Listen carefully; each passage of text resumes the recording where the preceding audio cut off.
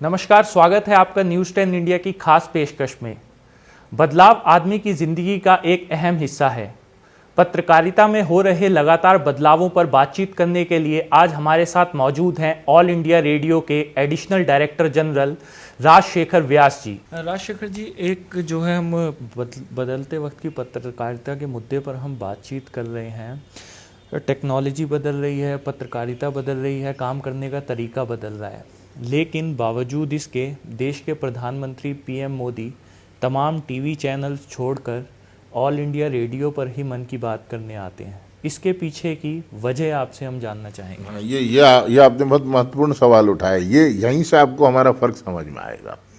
देखिए, क्या है कि प्रधानमंत्री बहुत अच्छे से जानते हैं कि देश की जनता से कौन जुड़ता है, आम आदमी से कौन कनेक्ट होता है। देखिए, आपकी लाइट चली जाएगी तो आपका टीवी का बक्सा बुद्धू बक्सा हो जाएगा, थोड़ी देर में अंधेरा छा जाएगा। यूपी में और कई गाँव, मध्य प्रदेश में, बिहार में, छत्तीसगढ़ में, हमारे जितने बीमारू प्रदेश है, आज भी लाइट चली जाती है। अब तो ये थोड़ा सुधार हुआ है, नहीं तो एक समय ऐसा था कि एक एक 2-2 घंटे लाइट जाना तय थी, तो लोग रामायण या महाभारत ही नहीं देख पाते थे।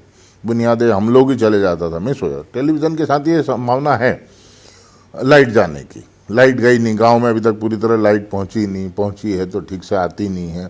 बहुत सारी बातें हैं, सब आपका एंटीना ठीक नहीं है, या डिश एंटीना से ठीक नहीं है, प्रसारण ठीक नहीं हो रहा। कई बार ये प्रसारण भी एक दूसरे का बिगाड़ते हैं, वो भी सब बातें। ऑल इंडिया रेडियो के साथ सबसे बड़ी खूबी क्या है कि हम वो जो किसान खेतों में अनाज बो रहा है, वो गाय के या बैल के सींग पर भी टांग के ट्रांजिस्टर सुन सकता है। पढ़ाई करता हुआ नौजवान भी आकाशवाणी सुन सकता है। प्रधानमंत्री इसकी ताकत को पहचानते हैं। उन्होंने आपातकाल में इसको कहीं छुपते, कहीं छुपाते, कहीं भी रहते हुए सुना होगा, खूब सुना, ऐसा वो कहते भी हैं।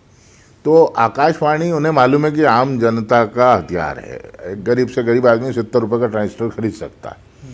वहाँ से पहुँचना, देखिए, मैं भी कई बार ऐसा सोचता था कि वो चाहते दूरदर्शन को पकड़ते पहले। मैं तो दूरदर्शन का ही आदमी हूँ ना। मैंने अपनी ज़िंदगी के 37-35 साल तो डीडी को ही दिए हैं। वो कई चैनलें बनाई है, कई चैनलें चलाई है।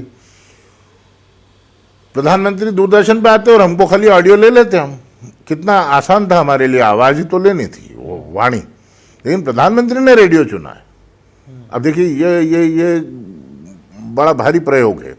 रेडियो से वॉइस जा रही दूरदर्शन में, फिर वो विजुअल चुनते हैं, फिर वो बनाते हैं। उनके लिए परिश्रम। 21 चैनल हमारे आकाशवाणी दूरदर्शन के भी हैं। दूरदर्शन की 21 चैनलों पे 21 भाषाओं में अनुदित होता है, और फिर आपकी सारी प्राइवेट चैनल भी उसे लेती है। तो रेडियो का महत्व तो बढ़ा। प्रधानमंत्री हमारे ब्रांड एम्बेसडर हो गए।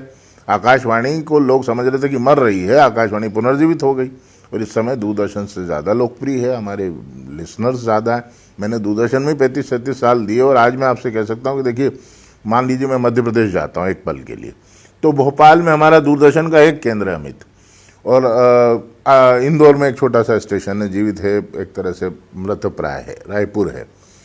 लेकिन आकाशवाणी के तो मध्य प्रदेश में 50 केंद्र होंगे। गुना में भी, शिवपुरी में भी, रायपुर में भी, छिंदवाड़ा में भी, इंदौर में भी, खंडवा में भी, और सब लोकप्रिय हैं। मैं अभी खंडवा गया, किशोर कुमार की नगरी, माखनलाल चतुर्वेदी की नगरी, तो आप आश्चर्य करेंगे कि इंदौर से खंडवा का 4 घंटे का रास्ता है। मुझे रास्ते रास्ते आकाशवाणी श्रोता संघ वालों ने स्वागत किया, खूब चाय पोहे करवाए। मैं दंग रह गया कि लोग आकाशवाणी को आज भी सुनने वाले सड़क पर मौजूद हैं। हजारों की संख्या में लोग रोक कर, गाड़ी रोक कर स्वागत कर रहे हैं। तो आकाशवाणी लोकप्रिय है, जन जन तक पहुँचती है, जनता का प्रसारण का माध्यम है, इसलिए प्रधानमंत्री ने उसे चुना। बहुत बहुत धन्यवाद राजशेखर जी, न्यूज़ 10 इंडिया से बातचीत करने के लिए। तो ये थे ऑल इंडिया रेडियो के एडिशनल डायरेक्टर जनरल राजशेखर व्यास। और अधिक खबरों के लिए आप देखते रहिए न्यूज़ 10 इंडिया। सब्सक्राइब करें हमारे YouTube चैनल को और बेल आइकन को दबाएं ताकि हर वीडियो सबसे पहले देख पाएं। आप हमें Facebook और Twitter पर भी फॉलो कर सकते हैं। वीडियो देखने के लिए धन्यवाद।